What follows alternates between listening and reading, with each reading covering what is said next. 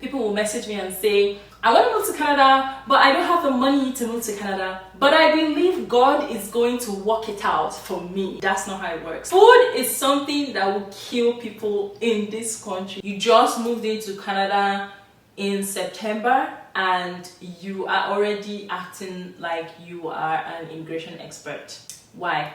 This love will never die. This faith reaches through the skies. You take my hand and walk me through the water.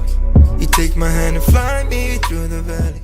Hi everyone, welcome to my YouTube channel Ada Canada. My name is Nikki. If this is your first time coming on my channel, or if you are a returning subscriber, hi, welcome to my channel. I do hope that you get to stick around to the end. Like this video, share this video, tell a friend to tell another friend to tell another friend that knows another friend about this channel. Come watch my videos and let's keep moving forward. Let's keep trying to grow this community. For today's video, it's going to be about how to budget / plan / save for your move to Canada. This video might come in handy, especially for those of you who are so brand new. There are so many of you, I believe, who will be coming into Canada very soon as January or even December. Every month somebody is coming into Canada. Even if you're not coming now, even if you're coming later in 2024 or even in 2025, I feel like this video would be beneficial to you. A lot of the things that I want to cover on this video is just based off experiences, my experiences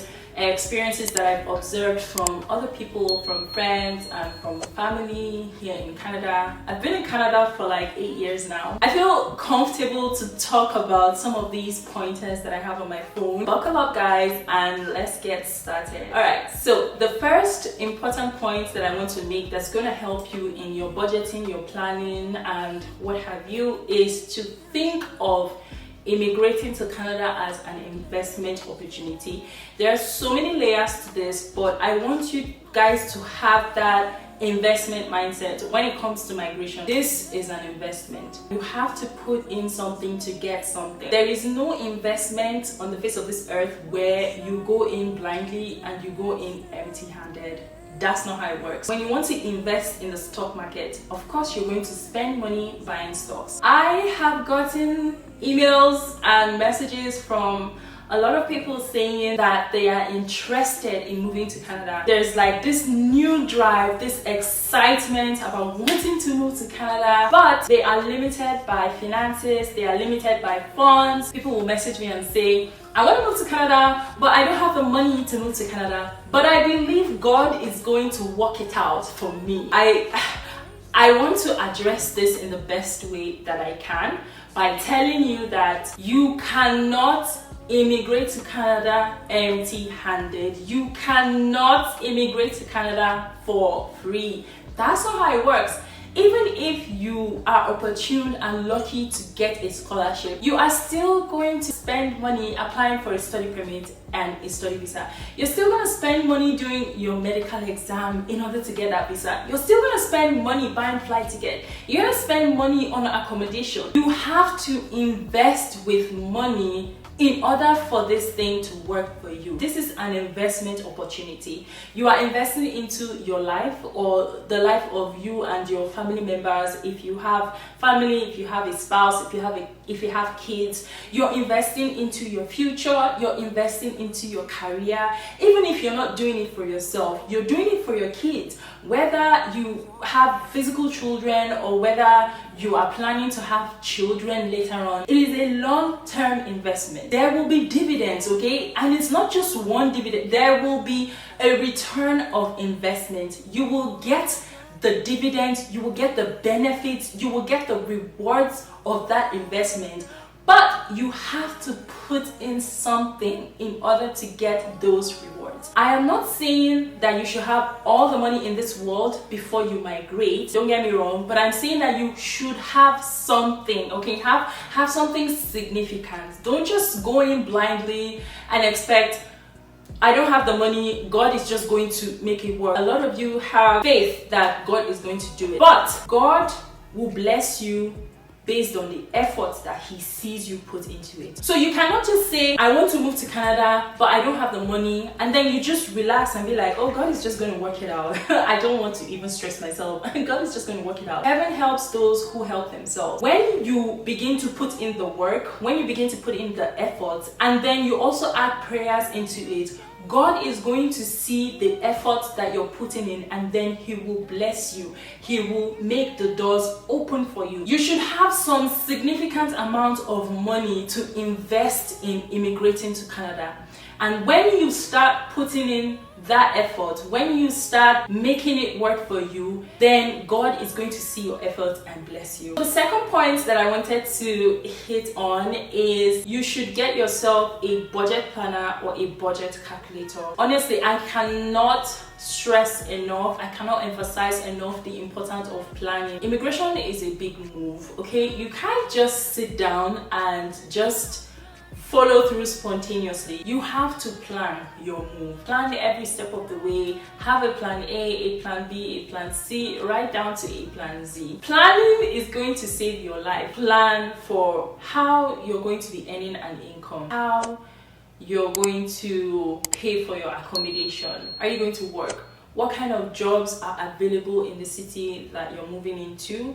What is obtainable in that city? Plan for contingencies. Have contingencies in place. Let's say you have spent all this money investing and things have worked out fine. You have a visa, you have a study permit.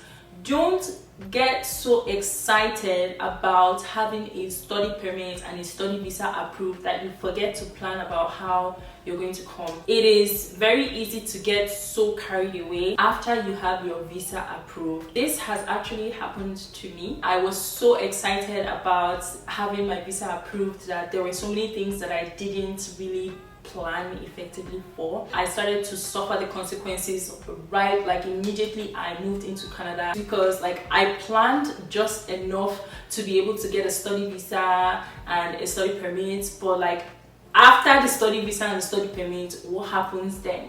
So it happened to me. Try to extend your planning into what's going to happen when you've already come into Canada.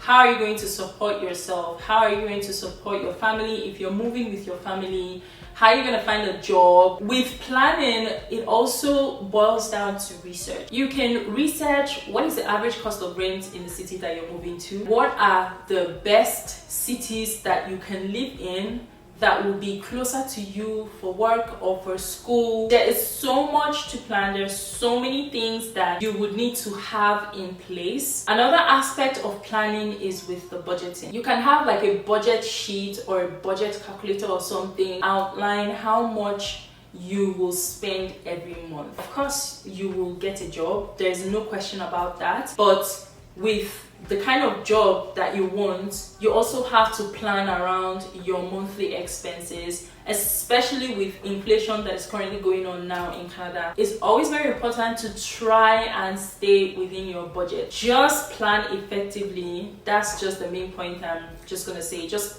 have just something that is concrete, something that is very realistic, and also plan into when you come into Canada. At the end of the day, planning will give you a bigger picture of what to expect when you come into Canada. Another aspect of planning has to do with your resume. In Canada, we do resumes, we don't do CVs, and resumes are a maximum of 2 pages. Before you come into Canada, learn how to construct a resume. There are so many samples online on Google. Have a draft. It saves you time. When you come into Canada, all you have to do is just start applying online. There are a lot of employment agencies that help newcomers to get a job. They also help with drafting resumes, so you can plan towards that okay, I'm gonna have my resume drafted, but I also want to explore the possibility of using an employment agency to get a job. The third pointer that I wanted to talk about, it has to do with international students. When you are choosing schools, choose schools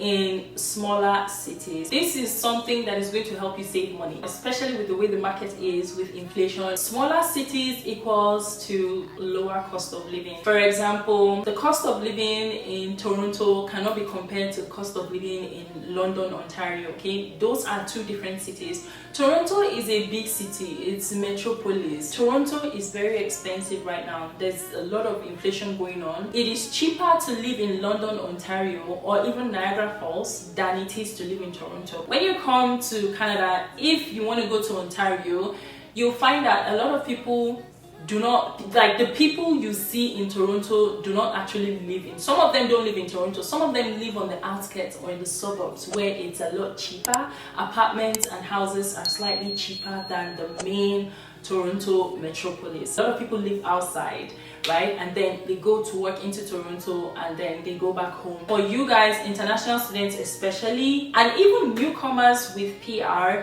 please choose smaller cities. Don't get so carried away by, I want to live in Vancouver, I want to live in Ontario. When you're coming in as a newbie, you're not coming to spend money. You're coming to, I guess, save your money. You came here for a purpose. Stick to the purpose that you came from. You save more money when you're not in a big city. You save on transportation. You save on feeding. You save on your tuition. You just save on so many things. And that money that you're saving, that you're not spending because you're not living in a big city, you can channel it towards something else. The next point that I wanted to hit, get a shared accommodation. This is another way that you can budget and save money for when you come into Canada. I would encourage you guys to plan for a shared accommodation. It is cheaper, especially as a newcomer, it is cheaper to share an apartment than it is to live alone. It costs more to live alone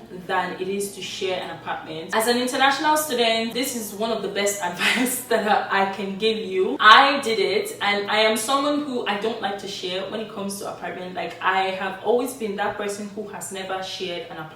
When I was in Nigeria, I did not share an apartment with anybody. Coming into Canada, it was a huge adjustment. I had to kind of give myself a wake-up call. Live in a shared accommodation temporarily. Once you get on your feet enough to stand and pay accommodation to live by yourself, then do it. And that's what I did. When I first came into Canada, I stayed in a shared accommodation for about 2-3 years before I decided to move out and be on my own. At the end of the day, you're trying to save money as a newcomer, and you can channel that money into, you know, something else that is more important. However, if you are somebody who is rich, maybe you have all the money in this world that you feel like this does not apply to you, then by all means, stay on your own, pay for a 1-bedroom apartment and enjoy your space. If you are limited on funds, if you know that you cannot afford to, then just share an accommodation. If you have a family, if you're coming in with a family, I would not advise people coming with families to share apartments. Get an apartment that's going to be able to contain you, your spouse, and your kids. If your kids are coming with you,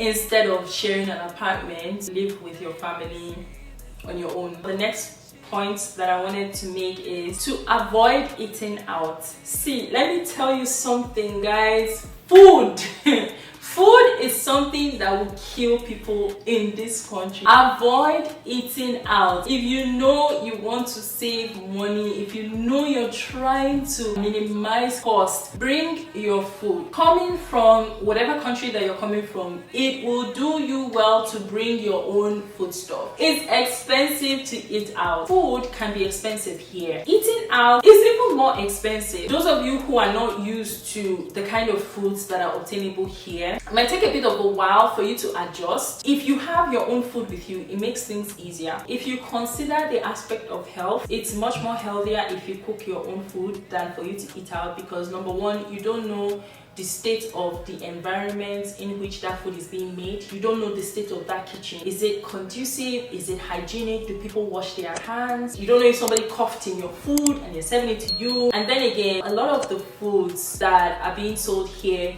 like ready to eat food, fast foods, are not nutrients dense. They are foods that have a lot of calories that in the long run will affect your heart, will affect your body, will affect your skin. If you don't watch the kind of foods that you eat, you end up adding weight or you end up having acne. Just something that has to do with your health that is in a negative light. So it's always better to just cook your own food. It's much cheaper that way, and you save yourself a lot of money when you cook your own food.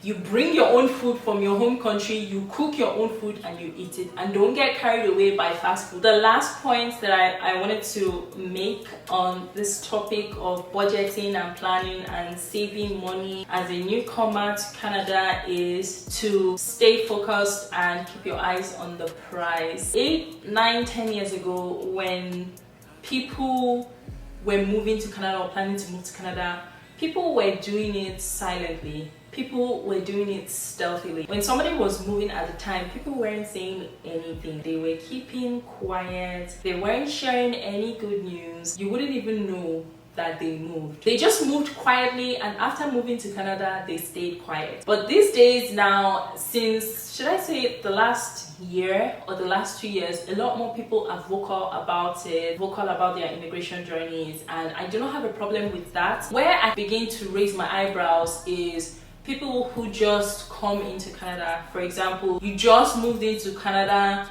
in September and you are already acting like you are an immigration expert. Why?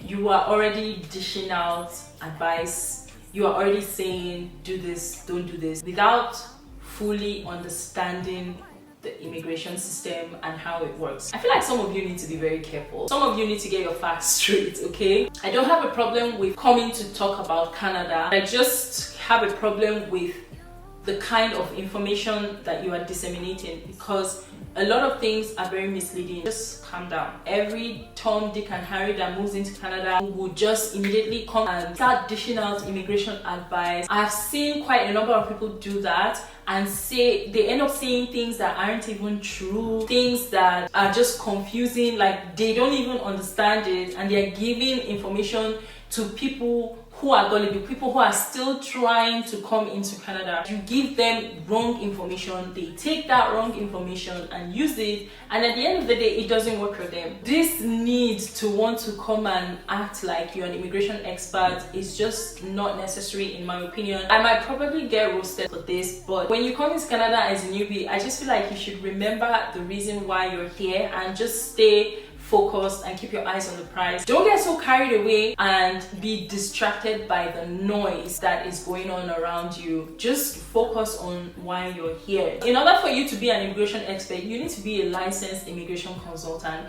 And that is why on this channel, I always say that I am not an immigration consultant. I don't have the RCIC designation, and therefore I will not act like a licensed immigration professional. This is one of the reasons why I do not process applications for anyone, and I keep on saying this. I don't know why people are still messaging me asking me to process applications for the I will not. There is no amount of begging that will make me want to process applications for people. I just do not, because I am not licensed. That is not what I am here on YouTube to do. I'm here to just disseminate information and sensitize you guys. I'm not here to process applications. I just don't want to get into trouble. I wanted to just advise you guys, keep your eyes on the prize and just focus on the reason why you're here. Don't get so carried away by that need to come and start acting like you are an expert just because you applied, you got your visa. Do not act like it. You can tell people that this is what you did that worked for you, but that doesn't make you an expert. You don't know who is who. You don't know who's watching you. You need to be careful with what you're saying. You need to be careful with what you're doing, because at the end of the day, you don't want to end up doing something that's going to jeopardize your chances of becoming a permanent resident once you're done with your studies. Just be careful. If you are not a licensed immigration consultant, you do not have any business. You do not have any business acting like one and putting out information like one. You do not have any business taking money from people from outside of Canada to process applications for them. Do not let the devil use you. Alright guys, so that is it for this video. These are the points that I wanted to make regarding budgeting, planning, tips and tricks to help you save money as a newcomer in Canada. I hope that you are able to get some insight from this video. Like this video, okay? Like this video, subscribe to my channel. Please subscribe to my channel. Turn on your post notifications so that you never miss uploads. I will see you guys in my next video. Stay safe guys. Bye. This love will never die. This faith reaches through the skies. You take my hand and walk me through the